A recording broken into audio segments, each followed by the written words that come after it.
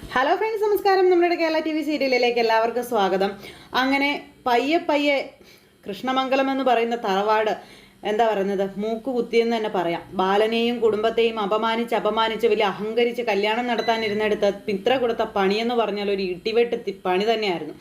അങ്ങനെ രാത്രി 12-1 മണിയായപ്പോൾ ഒരു ചെറുപ്പക്കാരനും ഒരു പെൺകുട്ടിയും കൂടെ പോകുന്നത് കണ്ടതായിട്ട് നാട്ടുകാർ പറഞ്ഞതായിട്ട് ശ്യാം എന്ന് പറയുന്ന അവരുടെ കൂട്ടുകാരൻ വന്ന് പറയുമ്പോൾ അത് മിത്രയാണെന്നുള്ള കാര്യം അറിയുമ്പോൾ അവരെല്ലാവരും ചങ്ക് തകർന്ന് കരയുവാണ്. എൻ്റെ മോള് എന്ന് വിളിച്ചു ഭയങ്കര കരച്ചിലാണ് മിത്രയുടെ അമ്മയൊക്കെ. ഈ സമയത്താണെന്നുണ്ടെങ്കിൽ അവിടെ എല്ലാവരും വാവിട്ട് കരഞ്ഞുകൊണ്ടേ ഇരിക്കുക. ഇനി എന്ത് പോലീസിൽ കംപ്ലൈൻറ്റ് കൊടുക്കുക, മറ്റു കാര്യങ്ങളൊക്കെ ചെയ്യുക, ഇതെല്ലാം കൂടെയുള്ളവർ പറയുന്നുണ്ടെങ്കിലും മൊത്തത്തിലുള്ളൊരു നാണക്കേടിനെ പറ്റിയൊക്കെ ഓർത്തിട്ട് ഇവരൊന്നും മിണ്ടാതിരിക്കുക. ഈ സമയത്ത് അവിടെ അറിഞ്ഞും കേട്ടും പോയും വന്നും ഒക്കെ നിൽക്കുന്നവരുടെ അരികിലേക്ക് നമ്മുടെ ബാലൻ ചെന്നു കേട്ടോ. ബാലൻ ചെന്നിട്ട് അവരോടൊക്കെ കാര്യം അന്വേഷിച്ചു. അപ്പോൾ കാര്യം തിരക്കി. ബാലൻ ആ ഒരു ഇതിൽ ഇങ്ങനെ സംസാരിക്കുന്നത് കേട്ട് കഴിഞ്ഞപ്പോഴത്തേക്കും താങ്കൾ എന്തിനാ അവരോട് ഇത്രയ്ക്ക് അനുകമ്പയൊക്കെ കാണിക്കുന്നത്? അവർ അത്രത്തോളം താങ്കൾ ഉപദ്രവിച്ചതല്ലേ, അല്ലെങ്കിൽ അവർ അപമാനിച്ചുകൊണ്ടിരുന്ന വ്യക്തികളല്ലേ, അവർക്ക് വേണ്ടി എന്തിനാ ഇതുപോലെയൊക്കെ ഇങ്ങനെയെന്നൊക്കെ ചോദിച്ചപ്പോൾ നമ്മളെല്ലാവരും മനുഷ്യരല്ലേ, ഒരു ആപത്ത് വരുമ്പോഴല്ലേ നമ്മൾ മനുഷ്യർക്ക് സഹായമായി മാറേണ്ടത്, അല്ലെങ്കിൽ ഒരു ആശ്വാസമാകേണ്ടതെന്നൊക്കെ ചോദിച്ചു ബാലൻ ഇങ്ങനെ പറഞ്ഞു. അവിടെ പകയും വിദ്വേഷവും ഒക്കെ കാണിക്കേണ്ട കാര്യമുണ്ടോ എന്നൊക്കെ ഇങ്ങനെ ചോദിക്കുക. അപ്പോൾ അങ്ങനെ ഈ കാര്യങ്ങളെല്ലാം ചോദിക്കുന്നത് കേട്ട് കഴിഞ്ഞപ്പോഴത്തേക്കും ബാലൻ്റെ മനസ്സിൻ്റെ നന്മയാണെന്നും പറഞ്ഞ് അവിടെ വന്നവർ അങ്ങനെയുള്ളവരൊക്കെ ഇങ്ങനെ പറയണേ.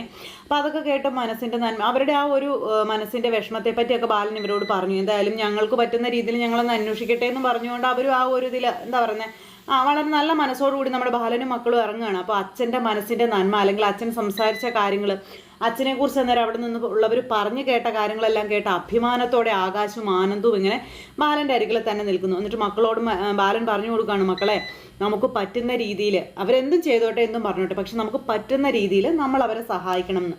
അങ്ങനെ അച്ഛനും മക്കളും കൂടി അവരാൽ കഴിയുന്ന രീതിയിൽ മിത്രയെ കണ്ടുപിടിക്കാനും അല്ലെങ്കിൽ എന്താണ് സംഭവിച്ചത് എന്ന് അറിയാനും ഒക്കെ ആയിട്ട് ഇങ്ങനെ ശ്രമിക്കാൻ തുടങ്ങുകയാണ്. ഈ സമയത്ത് നമ്മുടെ ഗോമതിയും അതുപോലെ തന്നെ മീനുവും കൂടെ അമ്പലനടയിൽ പോയി നിന്ന് പ്രാർത്ഥിച്ച് ഇങ്ങനെ തിരിയാൻ തുടങ്ങിയ സമയത്ത് നമ്മുടെ ഗോമതിയുടെ മനസ്സിലേക്ക് ഇങ്ങനെ ആവശ്യമില്ലാത്ത ചിന്തകളൊക്കെ വരും. അപ്പോൾ ഗോമതി ഇങ്ങനെ ഭഗവാന്റെ മുന്നിൽ കൈകൂപ്പി കണ്ണടച്ച് നിന്ന് പ്രാർത്ഥിച്ച് കഴിഞ്ഞപ്പോഴത്തേക്കും എന്തൊക്കെയോ മിന്നി മറയുന്നത് പോലെ ഗോമതിയുടെ മനസ്സിലേക്ക് ഇങ്ങനെ കടന്നു വരുന്നു. അപ്പോൾ ഗോമതി പെട്ടെന്ന് ഞെട്ടലോടുകൂടി കണ്ണാന്ന് വിളിച്ച് കണ്ണ് തുറന്നപ്പോൾ മീന് ചോദിച്ചു, എന്താ അമ്മേ പറ്റിയതെന്ന്. അപ്പോൾ എന്തൊക്കെയോ അനർത്ഥങ്ങൾ സംഭവിക്കാൻ പോകുന്നു, എന്തൊക്കെയോ കാര്യങ്ങൾ നമ്മുടെ ജീവിതത്തിൽ വരാൻ പോകുന്നതായിട്ട് എനിക്ക് തോന്നുന്നു മോളെ, അങ്ങനെയൊക്കെ ദേ എൻ്റെ കൺമുന്നിൽ ഭഗവാൻ കാണിച്ചു തരികയാണെന്നൊക്കെ പറഞ്ഞ് ഗോമതി ഇങ്ങനെ പറഞ്ഞു. അപ്പോൾ അമ്മയ്ക്ക് ഇപ്പോഴും അവിടുത്തെ കൃഷ്ണമംഗലത്തെക്കുറിച്ചുള്ള ചിന്ത ഇങ്ങനെ ഉള്ളിൽ ഇങ്ങനെ തളം കെട്ടി കിടക്കുന്നത് കൊണ്ടാണ് അങ്ങനെ ഒരു ചിന്ത, അല്ലാതെ അതിന് വേറെ പ്രശ്നങ്ങളൊന്നും ഉണ്ടായിട്ടല്ലെന്നൊക്കെ പറഞ്ഞപ്പോൾ ഇല്ല മോളെ, എന്തോ ഒരു വലിയ പ്രശ്നം വരാനിരിക്കുകയാണ്, അപ്പോൾ അതുകൊണ്ടാണ് എനിക്ക് അങ്ങനെയൊക്കെ തോന്നുന്നത് എന്നൊക്കെ നമ്മുടെ ഗോമതി ഇങ്ങനെ മീനുവിനോട് പറയട്ടെ. എന്നിട്ട് ഗോമതി ഒരു തരത്തിൽ പറഞ്ഞ് സമാധാനിപ്പിച്ച് നമ്മുടെ മീനു അവിടെ നിന്ന് കൊണ്ടുപോകണം. അങ്ങനെ അവരവിടെ പ്രാർത്ഥനയും കാര്യങ്ങളെല്ലാം നടത്തിക്കൊണ്ടിരിക്കുന്ന സമയത്താണ് ഈ മിത്രയും അതുപോലെ തന്നെ മിഥുനും കൂടെ ചേർന്നിട്ട് ഇവരെടുത്ത അതേ ഹോട്ടലിൽ വരുന്നത്. അപ്പോൾ അവരതേ ഹോട്ടലിൽ വന്നു, ഇവർ രണ്ടുപേരും കൂടെ വന്ന് ഹോട്ടലിൽ റൂം എടുത്തു. ഇവരുടെ റൂമിൻ്റെ അങ്ങോട്ടേക്ക് വരുന്ന സമയത്ത് കൃത്യമായിട്ടും അവിടെ വെച്ച് ഇവർ പരിചയപ്പെട്ടൊരു അമ്മയും മോനും അതുപോലെ അവരുടെ ഭാര്യയൊക്കെ ഉണ്ടല്ലോ, ആ അമ്മ പുറത്തേക്ക് ഇറങ്ങി വരുന്നത്. അപ്പോൾ ആ അമ്മ ഇറങ്ങി വന്നപ്പോൾ ഇവർ രണ്ടുപേരും കൂടെ അവിടെ നിൽക്കുന്നത് കണ്ടു. അന്നേരം തന്നെ അമ്മയ്ക്ക് എന്തോ ഒരു സംശയം തോന്നി. വേറൊന്നുമല്ല, ഇങ്ങനെ നെറ്റിച്ചൂട്ടി അതുപോലെ വേറൊരു വേഷവിധാനത്തിൽ നിൽക്കുന്ന മിത്ര. അപ്പോൾ ആരാണെന്ന് എന്താണെന്നൊന്നും അറിയില്ല. തൊട്ടരികിൽ ഒരു ചെറുപ്പക്കാരൻ നിൽക്കുന്നു. ഇവർ നിന്നിങ്ങനെ സംസാരിച്ചുകൊണ്ടിരിക്കുന്നു.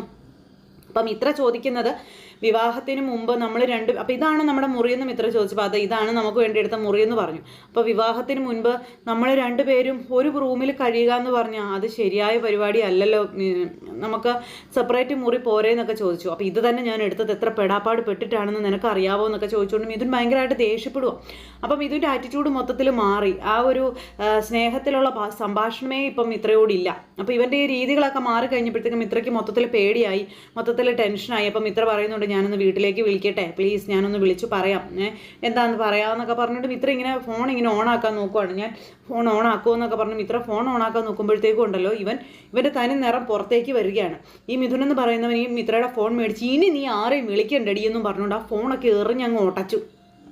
എന്നിട്ട് മിത്ര അവിടെ ഇട്ട് അടിച്ച് തകർക്കുകയാണ് ഇവൻ.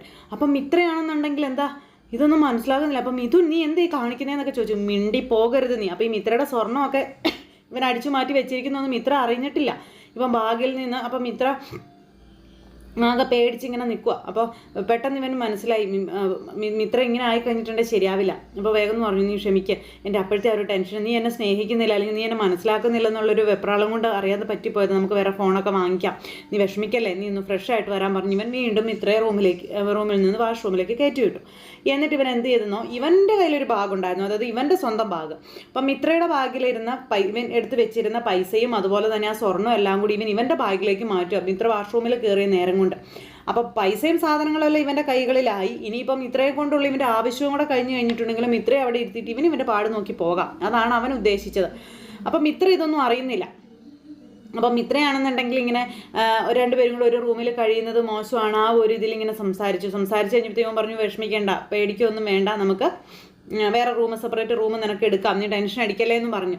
അപ്പോൾ ഇവന് കാര്യം കാണുകയും ചെയ്യാം, മിത്ര വേറെ റൂമിലാക്കിയിട്ട് ഇവന് നൈസായിട്ട് ഓടുകയും ചെയ്താണ് ഇവൻ പ്ലാൻ ചെയ്തത്. അപ്പം മിത്ര വാഷ്റൂമിൽ കയറിയ നേരം കൊണ്ട് ഇവൻ എന്ത് ചെയ്തു, ഈ പൈസയും ഇതെല്ലാം കൂടി ഇവനെ ബാഗിലാക്കിയിട്ട് ഇവൻ ഒന്നും അറിയാത്തതുപോലെ ഡ്രസ്സൊക്കെ മാറി പക്ക നീറ്റായിട്ട് നല്ല ആളായിട്ട് അവിടെ അങ്ങനെ നിൽക്കുക. ഈ സമയം നമ്മുടെ മിത്രയാണെങ്കിൽ വാഷ്റൂമിൽ കയറിയിട്ട് ഡ്രസ്സൊക്കെ മാറി എന്ന് ചേഞ്ച് ചെയ്ത് ഇറങ്ങി വന്നു കഴിഞ്ഞപ്പോൾ ഇവൻ ഒരു കുഴപ്പമില്ലാണ്ട് ഇങ്ങനെ നിൽക്കുകയല്ലേ. അപ്പോൾ ഈ വിവരങ്ങളൊക്കെ മിത്ര ഇങ്ങനെ ചോദിക്കുക, എന്താ മിഥുൻ, എപ്പോഴാണ് മിഥുൻ നമ്മുടെ കാര്യങ്ങൾ, അല്ലെങ്കിൽ വിവാഹം എപ്പോഴാണ്, ഇതൊക്കെ ഇങ്ങനെ ചോദിച്ചു. എന്തായാലും ഇന്ന് ഈ ഒരു ഇതിൽ നമുക്ക് നടക്കില്ല, നമുക്ക് നാളെ നോക്കാമെന്നും പറഞ്ഞുകൊണ്ട് ഇവനിങ്ങനെ പറയാം. നാളെയോ, ദിവസം ഇങ്ങനെ മുന്നോട്ട് പോകുന്തോറും പ്രശ്നമാവില്ലേ എന്നൊക്കെ ചോദിച്ചുകൊണ്ട് അന്നേരം മിത്ര ഇങ്ങനെ ചോദിക്കാം, ഞാനല്ലേ നിൻ്റെ കൂടെയുള്ളത്, എന്ത് പ്രശ്നമാവാനാണെന്നൊക്കെ ചോദിച്ചേ. അങ്ങനെ ഇവൻ മിത്രയെ പറഞ്ഞ് കൺവിൻസ് ചെയ്യിച്ചുകൊണ്ടേ ഇരിക്കാം. മിത്ര ഇവൻ പറയുന്നതെല്ലാം അങ്ങനെ തന്നെ എന്താ പറയുക, വെള്ളം തൊടാതെ വിഴുങ്ങുന്നു എന്നൊക്കെ പറയില്ലേ, എന്ന് പറഞ്ഞതുപോലെ വിശ്വസിച്ചുകൊണ്ടിരിക്കുക. ഈ സമയത്ത് അവിടെ ബാലനും അതുപോലെ അവരെല്ലാവരും കൂടി ഇങ്ങനെ അവിടെ അരിച്ചു പെറുക്കിക്കൊണ്ടിരിക്കുന്നു. ഈ സമയത്താണ് നമ്മുടെ ഗോമതി ബാലനെ വിളിക്കുന്നത്. ബാലനെ വിളിച്ചു കഴിഞ്ഞപ്പോഴത്തേക്കും ഗോമതിയുടെ കോള് വന്നപ്പോൾ ബാലൻ ഇത് പറയാൻ പറ്റുന്നില്ല. ബാലന് ഗോമതിയോട് എങ്ങനെ പറയും, ഗോമതി അത് കേട്ട് തകർന്നു പോകും. അപ്പോൾ ബാലനത് പറയാൻ പറ്റില്ല, ബാലനത് പറയണ്ടെന്ന് തന്നെ തീരുമാനിച്ചു. അപ്പോൾ എന്താ കല്യാണക്കാരിയൊക്കെ ഇങ്ങനെ ചോദിച്ചു. അപ്പം ഗോമതിയാണെങ്കിൽ ഗോമതിയുടെ ഉള്ളിൽ ആ ഒരു ടെൻഷൻ അല്ലെങ്കിൽ ഗോമതി അനുഭവിച്ച ആ ഒരു ഫീലിങ് അതെല്ലാം ബാലനോട് പറയാം. അപ്പോൾ ഇതൊക്കെ കേട്ട് കഴിഞ്ഞപ്പോൾ ബാലൻ ഭയങ്കര വിഷമത്തോടു കൂടിയാണ് ഗോമതിയോട് സംസാരിക്കുന്നത്. അപ്പോൾ നീ വിഷമിക്കൊന്നും വേണ്ട, അങ്ങനെയൊന്നും സംഭവിക്കില്ല, അതൊക്കെ നിൻ്റെ ഒരു ആദ്യം കൊണ്ട് തോന്നുന്നതാന്നൊക്കെ പറഞ്ഞ് ബാലൻ ഇങ്ങനെ ഗോമതിയെ സമാധാനിപ്പിച്ചിട്ട് ഫോൺ വെച്ചിട്ട് ഈ കാര്യം മക്കളോട് പറയുക. മക്കൾ ഇത് കേട്ട് കഴിഞ്ഞപ്പോൾ അച്ഛൻ എന്താ അമ്മയോട് ഇത് പറയാതിരുന്നതെന്ന് ചോദിച്ചു. ഇനി അവിടെ പോയി സമാധാനത്തിന് വേണ്ടി പോയിരിക്കുന്ന ഗോമതി നമ്മളായിട്ട് പറഞ്ഞതൊന്നും അറിയാൻ പാടില്ല എന്ന് പറഞ്ഞു. അപ്പോൾ ഒരു മുറിയുടെ തൊട്ടപ്പുറത്തെ മുറിയിലാണ് മിത്ര വന്ന് അവൻ്റെ കൂടെ താമസിക്കുന്നതെന്നുള്ളത് അറിയാതെയാണ് നമ്മുടെ ഗോമതിയൊക്കെ അവിടെ കഴിയുന്നത്. ഇവൻ എന്നാ ചെയ്തെന്ന് വെച്ച് കഴിഞ്ഞിട്ടുണ്ടെങ്കിൽ ഈ മിത്രയോട് ഇത്രയും കാര്യങ്ങളെല്ലാം സംസാരിച്ച് മിത്രയോട് വേറെ റൂമിൻ്റെ കാര്യം നോക്കട്ടെ എന്നും പറഞ്ഞ് ഇവൻ വേറെ റൂം സെറ്റായെന്നും പറഞ്ഞ് മിത്രയോട് ആ റൂമിലേക്ക് നിന്നോളാൻ പറഞ്ഞിട്ട് ഇവൻ്റെ ബാഗും എടുത്ത് അപ്പുറം റൂമിലേക്ക് പോകാനൊക്കെയാണെന്നും പറഞ്ഞ് അവൻ അവിടെ നിന്ന് നൈസായിട്ട് അങ്ങ് ഇറങ്ങുക. അപ്പോൾ കുറേ പൈസയുണ്ട്, ഒരുപാട് സ്വർണ്ണമുണ്ട്. മിത്രയെ കിട്ടിയില്ലെങ്കിൽ കിട്ടണ്ട, പോട്ടെ, ഇതല്ലെങ്കിൽ വേറൊരെണ്ണം കിട്ടും എന്നുള്ളൊരു മൈൻഡാണ് അവനത്. അത് കഴിഞ്ഞ് ഇതെല്ലാം കൊണ്ട് ഇവൻ അങ്ങ് പോയി, മിത്ര അവിടെ ഒറ്റയ്ക്ക്.